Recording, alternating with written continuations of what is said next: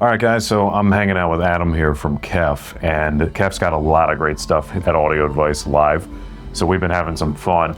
We're about to show you, though, a really immersive gaming room that they brought, and I think it's one of the only of its kind I've ever seen at a show like this, which is a real shame because games have amazing audio, so why aren't we making them hi-fi? Yep. But Adam and KEF have figured that out, so thank you. Oh, absolutely. No, it's gaming is just such a big part of, we all think of music, we all think of movies, where gaming is just more content for us to play, more things for us to interact with. Absolutely. Game with your friends, game with your family. It's amazing.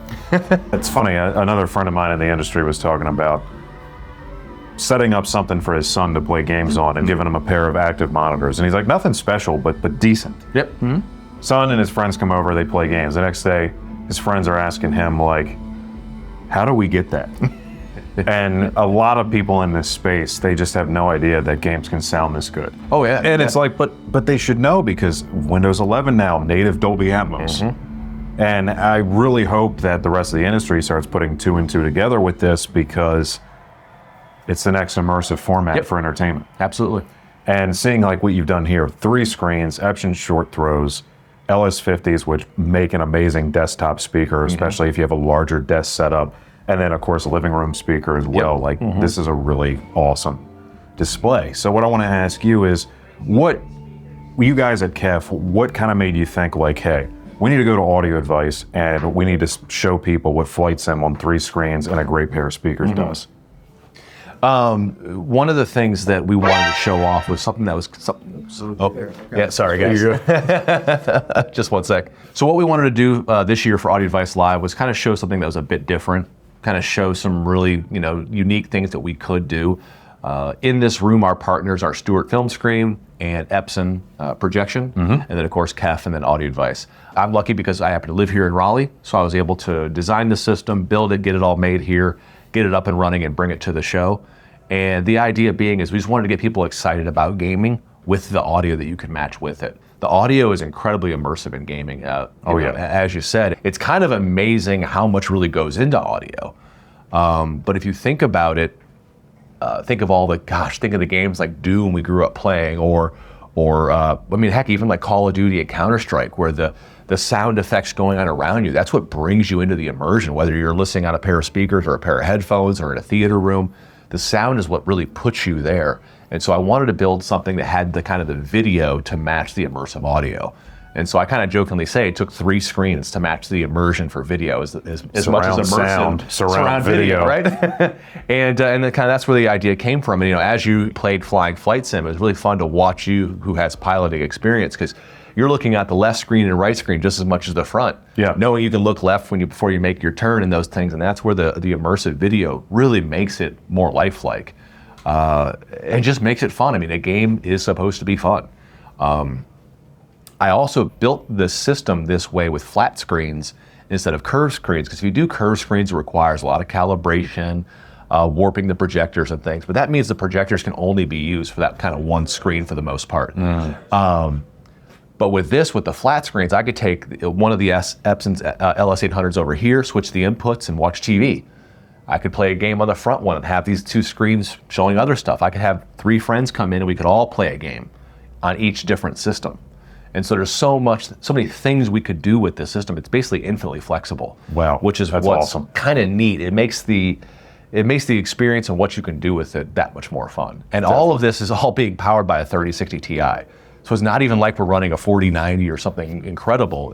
It's all 1080p, 120 this hertz. is something that most of us... Yeah, see, you can see we've got the current GPU percentage being used up there. We're at 82, 83%. So we can cook eggs on the GPU too if we need to. Yeah, they're pretty good at that, especially lately. Yep. But what's really cool is okay, you're running a relatively modest gaming PC.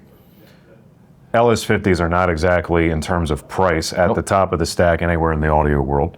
Yeah, that's an accessible product. Oh, absolutely. Yep. These Epson projectors for a short throw, also an accessible price point in the world of projection. You can do this. Yeah, 100%. The Stewart Film Screens, these are the 10-foot diagonal. This is their premium ultra short throw ALR screen.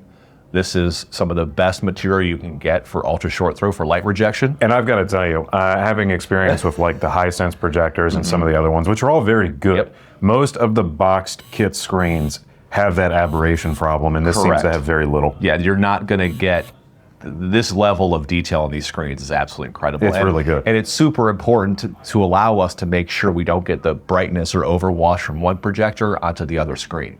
And that's where ALR is so important. You could easily do this without ALR though too, to bring the system cost down even lower. It's just as you peak up, the ALR screens, it certainly get you more performance. But yeah. the whole system could be done in, anybody. I mean, if someone really wanted to do it, it's very achievable. Yeah, this is fantastic, man. And it's just a little bit of fun. I'd say more than a little bit. Hey, thanks for sharing. Ben. Absolutely, man. Let's do some racing. Let's play some Forza. So we got a couple things to show you on these.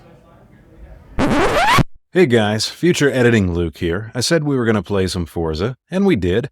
But actually I decided to play some flight sim first, especially when I heard that you could fly the F-18, because that's a way cooler ride than just any car.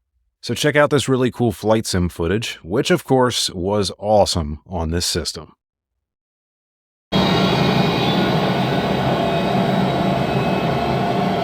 I kind of like watching them taxi. I do too, actually. This is pretty cool.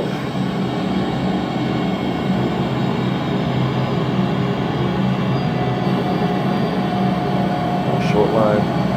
We can make it so it's one share and you want to sit in the middle. It's up to you. Yeah, here. Actually, let's do that. Okay. So it's just, Good call, Kevin. Thank you. Oh, he's going down to turn around. I picked the.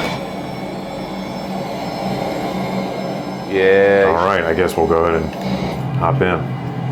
And then right camera will adjust. We probably need to adjust the cockpit, don't we? We actually formatted for this one. That's fine. Yeah. Oh, you want it all? oh, you want okay. it? You want it back centered? Wow, this is pretty wild. Oh, Naval, okay. We do it. I see what you're saying. We do it. Yeah. You've got a lot of functioning Unfortunately, you controls. can't eject. I don't think. Oh. That's too bad. Just eject right on the runway, why not? Pitch and aileron trim, okay. So do you want me to slide the cockpit down and to the left so you're sitting more center? Sure. Yeah, go grab your remote real quick.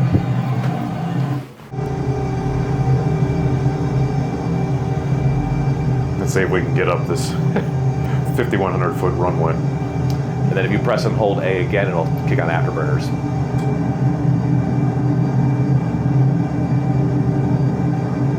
Just made it.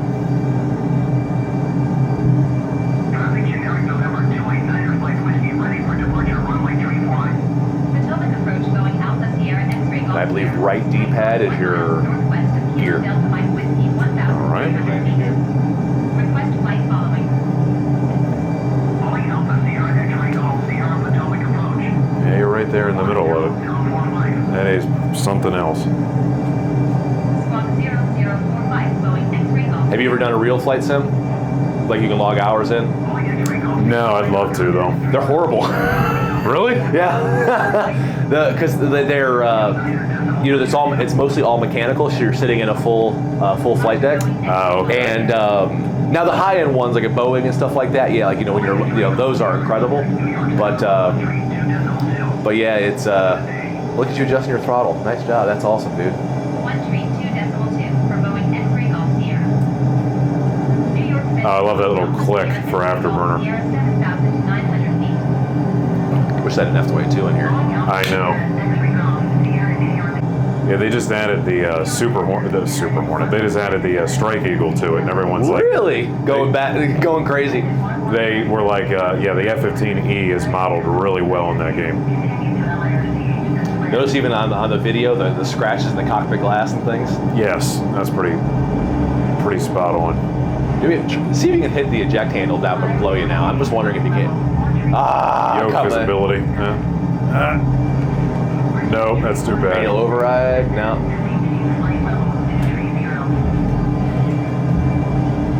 You're Mach 1.2 right now. You're hauling.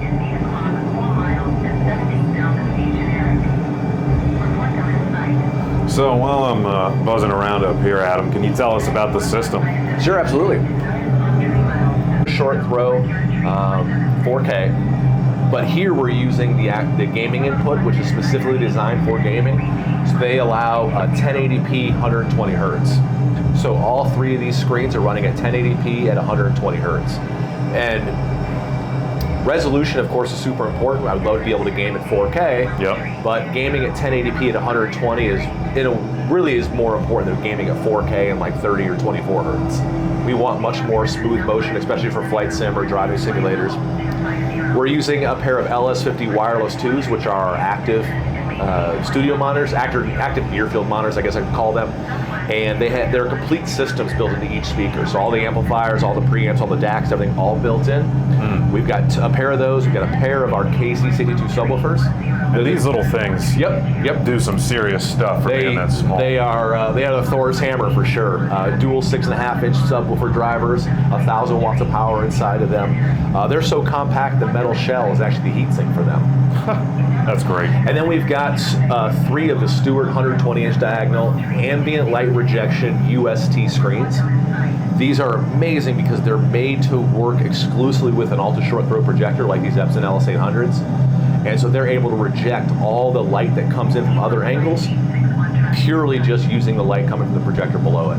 So the whitewash or the wash of light from one screen to the next is very minimalized because the screens are only looking to that center position for light.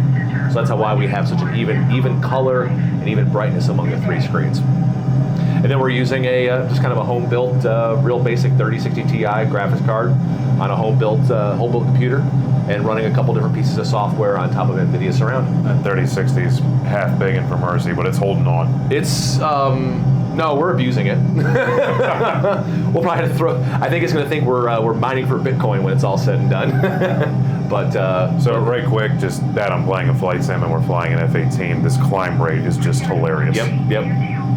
Like we're at 50,000 feet in a couple minutes. Yep. So now we're actually seeing the curvature of the Earth. Yes, we are.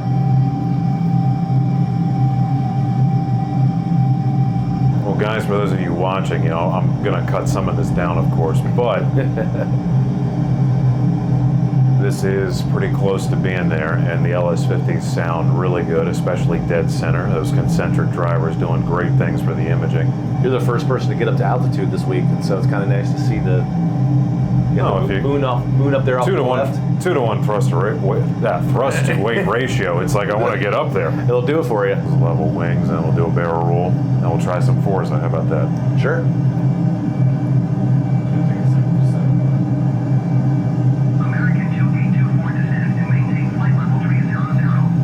Double barrel roll. Let's do something else stupid. I don't have enough airspeed.